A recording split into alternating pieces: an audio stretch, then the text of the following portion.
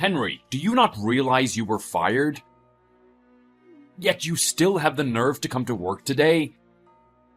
There was a reason you were fired. You're incompetent. I couldn't trust you with anything.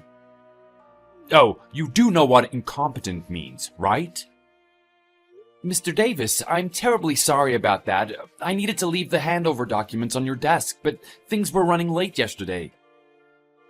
With the amount of information, it took a bit longer than I expected to put everything together.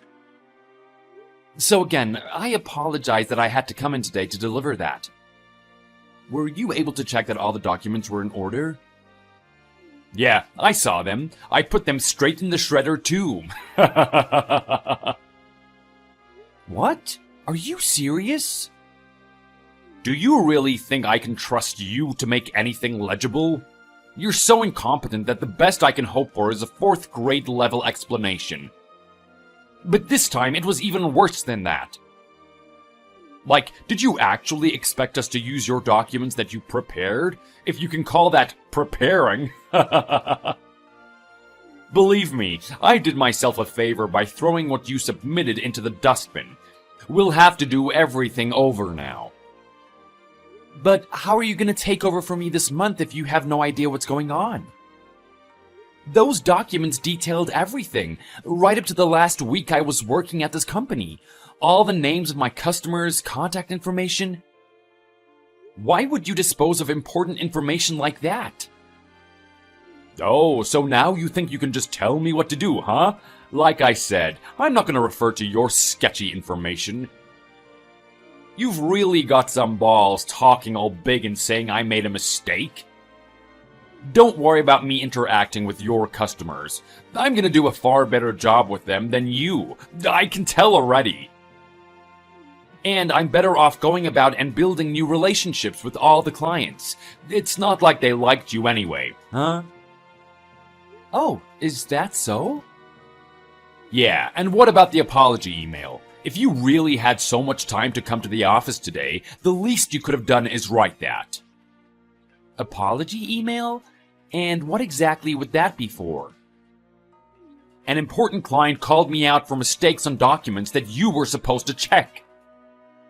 Don't tell me you forgot about those. Remember our deal with eNet Corp? There were mistakes all over those reports that they noticed, and now we're in deep. Hold on, weren't those supposed to be your reports? You were the one responsible for everything related to eNet Corp, if I recall. You really don't get it, do you? You were working as my subordinate, and as someone who works under me, your job was to check my work as well as yours. You were unable to do that, and the customer called me out for it. Come on, Henry, can't you see I took the blame for you here? If you had just checked the report, we wouldn't be in this mess. Mr. Davis, in all honesty, I just can't agree with you here. You're saying that a junior employee is responsible for checking his superior's work for mistakes? Maybe I'm missing something, but the last I heard was that the superior is usually the one checking the subordinate's work. Isn't that commonplace, Mr. Davis? You need to watch how you're talking to your superior, Henry. I'm the one who makes the decisions of what exactly my workers are responsible for. Yo, maybe you thought that all subordinates just decided their own tasks. Can you imagine that? An office run by incompetents like yourself? Ha! I'm already going to be leaving this company, so just let me say my piece. I'm sure you would allow me to do that, at least. I believe that you have no right to place responsibility on me for mistakes that happen based on your work. I was never told to check documents related to that customer, and now you're suddenly blaming me for it? Like, seriously, man? Hey, you cannot talk to your superior like that. Frankly, I'm getting tired of having to explain every little rule and intricacy of this position. These are all things you should know, but apparently you're too incompetent to realize your role in all of this. But now it's too late. Too bad, so sad. I held back from saying this for all the time I've worked at this company, but now that I'm leaving, I can finally speak honestly. You cannot be blaming whoever works under you for errors in your work. You are the manager here. You need to take responsibility for yourself. It's ridiculous putting the blame on a younger, less experienced worker. Honestly, I feel terrible for whoever is going to be working under you next. That's why I want to tell you that your management style is a joke. Just because I fired you, it doesn't mean I have to listen to you blabber on and on with excuses. And whoever the next person is that I have to manage, as long as they're more incompetent than you, I'll be in good shape. And the only one you should be feeling sorry for is me. I had to deal with your lazy butt this whole time. Thank God you're finally out of here. What I'm saying is the truth, Mr. Davis. If you really think about it, you blame your subordinates for everything that goes wrong at this company. Whether it's your own errors on your own documents or annoying office jobs and paperwork, you throw it all to the person who works under you. Oh, and what about the fudging of company expenses? You've been writing off everything, haven't you? Our company expenses are settled by myself and the other managers fair and square. Do you know you could get into big legal trouble for accusing a business of fudging expenses? That's a big claim to make from such a little man like you. I have written proof, Mr. Davis. It's all in the expense reports. Your weekly drinks with the other managers, putting up your family in hotels when they're in town, going to strip clubs with customers. All of that is written off as company expenses, isn't it? That's probably why that area of the budget is always in the red. Can't say I know anything about that. Besides, what's the problem with having meetings out of the office after work? We even invited you to a couple of those meetings. Can't you remember, Henry? You call that a meeting? We just kept ordering pitchers of beer and back-talking upper management. How is that productive in any way? And legality states that company expenses can be used for office gatherings, but what you used it for was far different. You and Mr. Eckhart went to Big Bob's Decoria 17 times in 1 month. 17 times? And all on the company's dime? Let me tell you a little something, Henry. When you're manager, you need to do certain things for the company to succeed. You need to keep clients happy, keep employee morale high, keep sales up, etc. There's clear reasons to all of these things, which you clearly don't get. Well, it seems like you clearly aren't taking the responsibility for this either. Not that I'm surprised at all. I even saw some gifts for customers being written on the expense report, when it was clearly things that you bought for yourself. Potato chips, bottles of soda. Do those sound much like gifts for customers? I'd like to hear how you explain that. Well, I did buy those with the idea of giving them to customers, but just never ended up doing so. I've got clients who love that kind of stuff. I just wasn't able to make it to them in time, so I ate them myself. Another perk of being a manager, I guess. But you didn't bother to correct the expense report. Don't you realize you could get into real trouble for this kind of stuff? God, I'm getting tired of hearing all your false accusations. Everything is within the rules, Henry. Being a low-ranking employee like you wouldn't know what it really takes to run a company, which is why you're getting fired. I'm gonna say it once more, Mr. Davis. Do you realize that these things could seriously compromise your business moving forward? Do you realize that discussing business over enchiladas with my close work colleague is considered legal grounds for a meeting in almost any company? Stop before you embarrass yourself, son. By the way, any luck on finding your next job? It shouldn't be hard for such a shining example of an employee like yourself. Well, I'll make that all then. As for my next position, I'll be fine. Things will fall into place. I plan to work at this company for longer, so it's too bad it didn't work out. Honestly, I had real pride in serving my customers here, and I believed in the product. I guess it just wasn't meant to be. You had real pride, huh? In that case, why didn't you actually try to do a good job? All I heard from your customers were bad reviews. That's not true at all. I built relationships with all of my clients one by one. I was able to deliver them excellent service, and I stand by that. And all of those contact details were listed in the handover materials that I prepared. However, you deemed those as unacceptable. I believe that incompetent was the word that I used. I'll make by just fine without that garbage that you prepared, alright?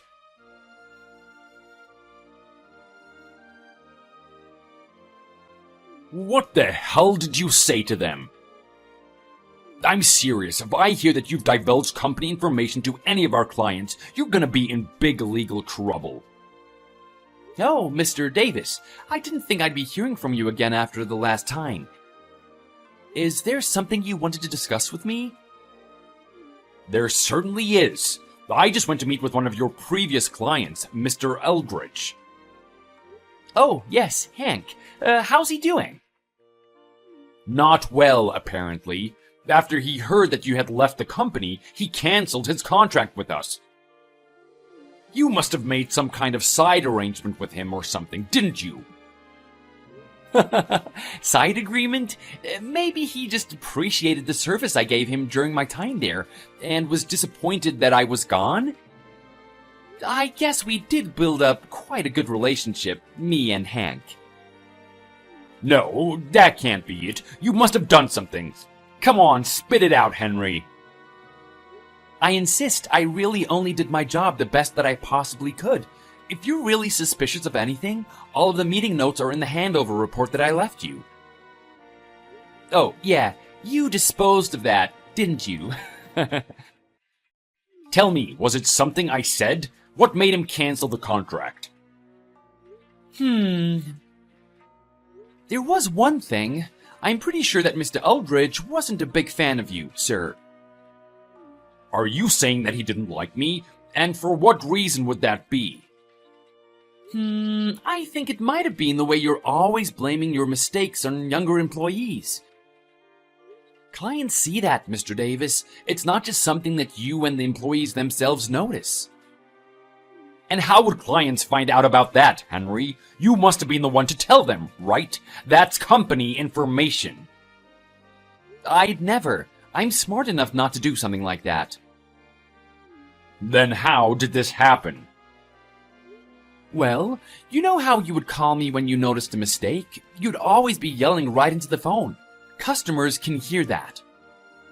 You're supposed to make those kind of calls on the low, Henry. What were you thinking doing that in front of your boss? I did try to hide the fact that my boss was calling me out over the phone, but they noticed nonetheless. I guess they just sensed that something was off between me and my boss when they heard the way we talked on the phone. They weren't wrong. And they all knew that it was you who was my boss. That's no secret. That's why you don't let on about any of this stuff. Don't you know that's just common sense in a company? You shouldn't let clients sense that anything's off. Frankly, I tried, sir. It's just my clients knew how hard I worked and really couldn't see where I was going wrong. So, I guess they just figured that it was you after all. I can't imagine how you became so buddy-buddy with these customers that it made me look like some kind of bad guy. Like, you do realize they are customers, right? They're not your friends as much as you might think. The only reason the customers got such a negative image of me must have been because of the way you were talking about me. What did you tell them, Henry? I didn't tell them anything. They could see it in plain sight. Me having to apologize for mistakes that were clearly on you? The look on my face after getting off the phone with you. They could just tell. Nah, I ain't buying that. You definitely said something you didn't need to. I bet you were just bad-mouthing me the whole time you met with them. Listen, I did go to greet them one last time and told them that I had been fired from the company. I also mentioned that my boss, you, would be taking over for me. Then I mentioned the handover documents and that all further business would be handled by you. That's it. idiot! You were supposed to give me information about each client verbally, in person. You can't just write all that confidential information in some report. God, that must have been it. Because of your stupid decision not to fill me in on all of the client's preferences and whatnot, I didn't know how to approach them. This could have been avoided. What are you talking about? I'm really certain that I'm not the one acting idiotic in this situation. I wrote information about each client in detail and made every point clear so that you wouldn't have to spend hours and hours going over it. Why in the world wouldn't you look at that? Enough! It's too late. You set this up so that the client hated me, for whatever reason, and that led to our company losing a valued customer. So, how are you gonna make up for this? I'm afraid it's out of my hands now. Well, I guess I could just tell you. Huh? Tell me what? I guess Mr. Aldridge might have gotten a bad impression of you when I told him everything that happened. I think the way I put it was, I was fired by my terrible boss, and he's the one that's gonna be taking over my position. What did you say to him? You actually said that, like, in those words? Well, I may have made it a bit more colorful in the way I described it, but I was telling the truth. Never listening to what other employees have to say, spending company funds on your own private expenses, throwing responsibility on those under you. You're the definition of a terrible boss. What? Oh, and I might have mentioned that they may want to think about canceling their contract to avoid having to deal with an idiot like you. They also didn't appreciate the way I was laid off, with no prior notice. I can't believe this. You must have bribed them or something. Why would they just believe everything a lower-ranked employee like you has to say? Nah, unlike you, I don't take part in shady business money exchanges. The reason they believed me was, like I said, I built trust with them. I followed up whenever there was a problem, and tried to work towards solutions together. They appreciated that hard work. You're saying just by doing that you won them over? There must be something you're not letting on. You could learn from them. I'm sure if you asked them why they appreciated my service, they would give you some pointers too. Me? Learn from what you were doing? You really are nuts, aren't you? A little favoritism from customers and suddenly you're some kind of people-pleasing customer expert? Newsflash, buddy, you're jobless. Oh, about that. Just before this, I got quite an interesting call from our area manager. Mr. Harold? Yeah, he actually said that he was surprised that I had been fired. Also, on the notice that he received, it said that the reason I left the company was due to me quitting myself and not being fired. But I affirmed with him that that wasn't the case in the least, and that I would be happy to discuss a possible return to the company. Huh? A return to the company? Yes, and it looks like I'll be able to take a more important post there as well. What? How is that possible? I fired you! I wouldn't act so surprised just yet. He also told me that you'll be getting demoted. Demoted? Are you kidding me? It seems Mr. Harold got in touch with some of the customers and heard some unfavorable reviews of the job you were doing. Not to mention, a lot of customers were livid when they heard that my job was being taken over by you. So, you're taking over my job then? What the hell is going on? Not so fast. I also took the liberty of telling Mr. Harold about the expense reports that I'd gone through. Needless to say, he was less than pleased. Outraged, even. Oh my god. Why did you have to go and do all that? How could you be so stupid? Oh, I'm getting a call from the head office right now. That must be Mr. Harold. Well, him or one of the other higher-ups.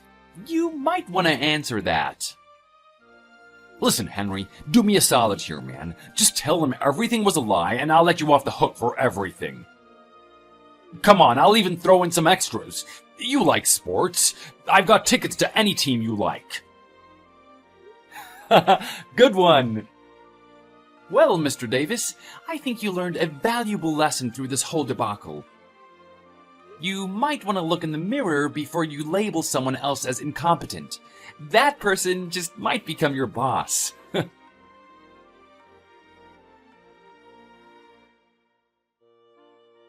Following that, Mr. Davis was contacted by the company and grilled on the shady business expenses that he had been racking up. With receipts as proof to show that he'd really been using company funds for personal expenses, he was promptly fired from his role as manager. The company had no choice but to take Mr. Davis to court. There, he was charged with unlawful use of company expenses and forced to pay back every cent of what he had spent. Henry, on the other hand, was able to take on a higher-up post in the same company that he had been unjustly fired from. There, he was able to contact and get back the customers that had been lost, leading to high praise from his new boss, Mr. Harold. I guess Henry wasn't so incompetent after all.